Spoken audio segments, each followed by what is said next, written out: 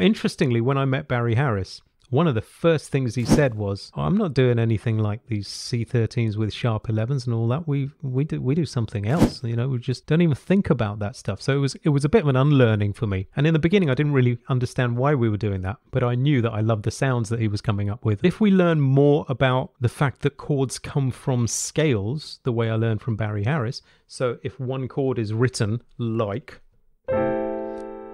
that's all you got. Rather than putting a load of extensions on it to make it more interesting, we might say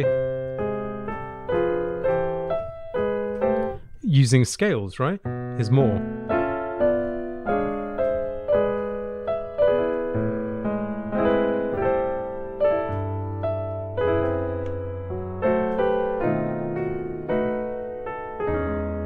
Do you see what I mean? So if we only write out long chord names, well, we're going to write a name for each one of those.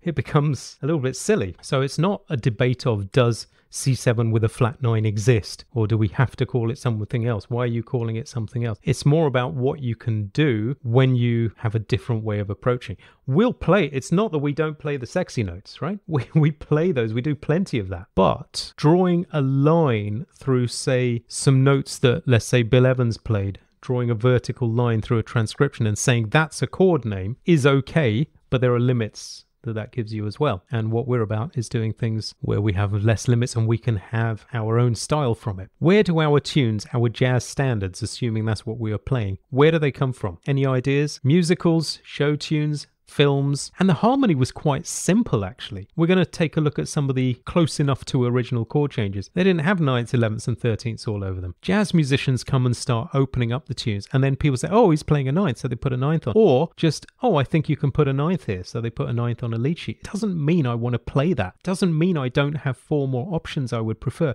If you're enjoying this lesson, would you please give it a like and subscribe to the channel, hit the notification bell so you know when there's a new video. A positive comment in the comments section really helps as well. And if it's time to level up your playing and get some freedom, then consider joining us on Jazz Skills. More about that at the end. For now, let's get back to the lesson. It doesn't in some cases even mean that they've put a 9th where it'll work with the melody and not fight with it. Some of you will have probably seen some of that. So let's not assume that lead sheets are correct just because they put all those extensions. Let's take a look at a lead sheet for I Can't Give You Anything But Love. So for anyone who doesn't know this tune,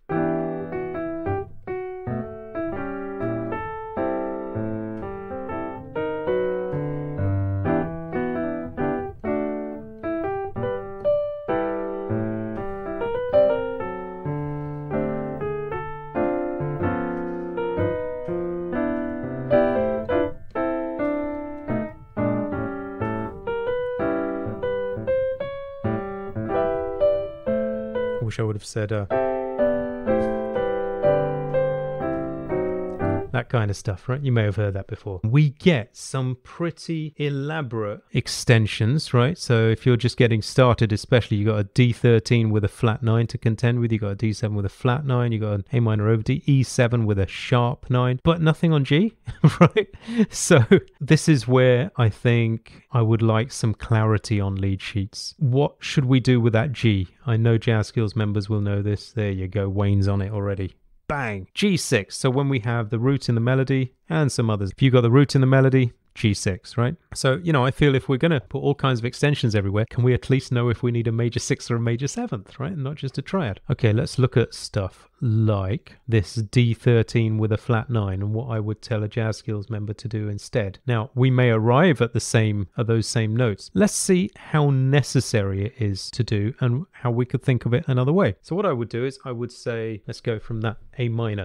Does the A minor need to be over D? Not really, but I know why they've done it, so I'm going to let it happen. That's what they're looking for, right? So you got a D7. Now, what I would say to a Jazz Skills member is, okay, you got D7. The melody has to move anywhere. I'm going to take, do you know what I'm going to do? I'm going to take that whole bar as a D7 because that's really what it is. So this isn't about learning one tune, you know, this is just learning a method, a system. So now we've got, I'm just going to say D7. The melody moves up. Okay, well, it's going to move up anyway the way we play because we're playing right-hand chords. We're not doing this stuff. We're not doing that stuff. We're saying...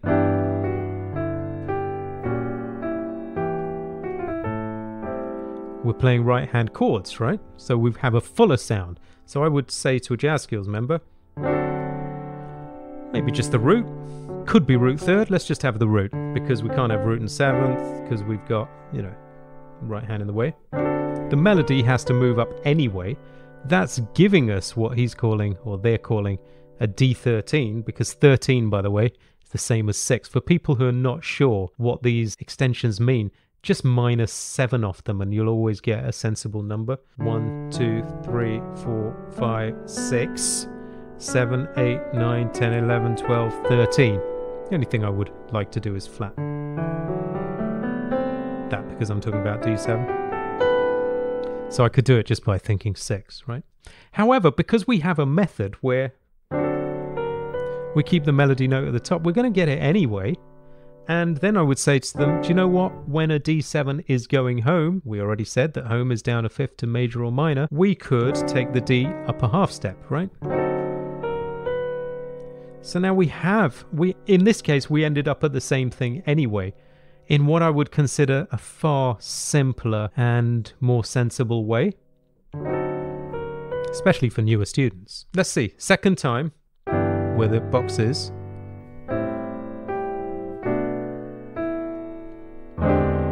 E7 with a sharp 9. Not for me. So I'd much prefer to say, let's say if we do the climb, the G, A minor, B minor. Okay. Not even worried about the B, because again, it's not on an important beat. Can get away with it. No problem, right? So I would much prefer to go with what I consider authentic, closer to original changes than some of the extensions that we get on the lead sheets. Yeah, so this 11 in a melody, let's figure out what's going on, because Martin was asking what on earth is happening. So, okay, I see why they put it there. Again, was it there in the original changes? Nah. Here we go. Just A minor 7, right? That's all it was. So somebody has created a lead sheet and said, well, you know, I've got a D in the melody, but D isn't in A minor 7. So I guess 1, 3, 5, 7. Got to put a 9 in there. 11. So I've got to say it's an A minor 11. Otherwise, how am I going to cover the melody note? I don't feel that at all. So again, if you're not sure what the 11 is, just minus 7 off any of these extensions, you'll come to a 4, right? So 1, 2, 3, 4 of A minor is going to give you that 11. Here's how we'd handle it on Jazz Skills. We'd say, let's say I'm going to remember I'm putting a B flat diminished here, right? Let me just mark a B flat. Very messy, I know, but B flat diminished there. That's one way to handle it, because what we say is, look, take a right-hand chord wherever a chord is written, but if the melody note is not in the chord, like that D, then go to the left of that D until you find the closest A minor 7 note. What is the closest A minor 7 note to the left of this D that's written in the melody? C, exactly, well done. So I would say just invert so that C is at the top, and then move that C up to D. Fine.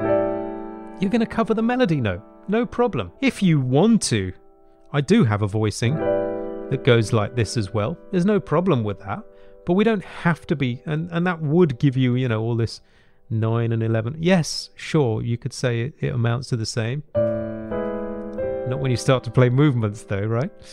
But really, I feel that's an easier way to handle it. Well, you made it to the end of this lesson, so I hope you enjoyed it. Consider joining me on Jazz Skills, where we'll take you on a real journey of fluency, not just throw loads of content at you, but really focus on your transformation, teach you which skills need to be in place, how to work on it, and support you all the way. So I hope you'll join me there. Thanks for watching, and bye for now.